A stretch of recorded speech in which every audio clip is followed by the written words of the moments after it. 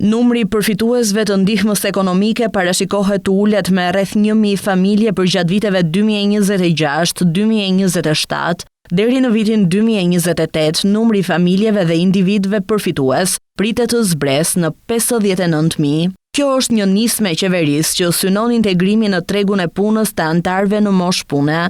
Në të njëjtën kohë, pritet zgjerimi i mbështetjes për personat me aftësi të kufizuara dhe kujdestarët e tyre.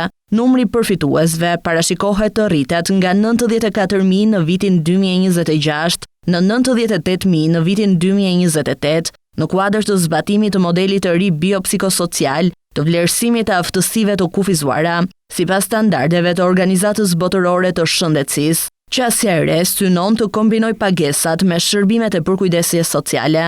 Dokumenti parashikon edhe forcimin e ndërmarrjeve sociale, ku synohet punësimi mesatar i 150 personave në vit nga grupet e pafavorizuara, me një fond prej rreth 80 milion lekësh për gjatë periudhës 2026-2028. Objektivi është që deri në vitin 2028 numri të punësuarve në këto ndërmarrje të arrijë në 5% të anëtarëve në moshë pune që janë pjesë e skemës së ndihmës ekonomike.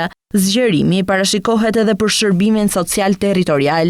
Numri përfituesve nga fondi social pritet të rritet nga 11.000 në vitin 2025 në 15.000 në vitin 2028, ndërkohë mbështetja për njësitë vendore synon ofrimin e 95 deri në 115 shërbimeve sociale në bashki, me një fond mesatar prej 400 deri në 450 milion lekësh, ndërsa numri i bashkive përfituese pritet të rritet nga 43 në 61 bashki deri në vitin 2028. Në fokus mbeten edhe disa kategori të veçanta. Politika e mbrojtjes për gratë e papuna me 3 ose më shumë fëmijë parashikon që periudha e kujdesit për fëmijën deri në moshën 5 vjeç të njihet si periudhë sigurimi për pension pleqërie dhe barrlindjeje. Nga kjo mas, synohet të përfitojnë 8.700 gra në vitin 2028, nga 8.300 të parashikuara në vitin 2026, me një fond mesatar prej rreth 870 milion lekësh.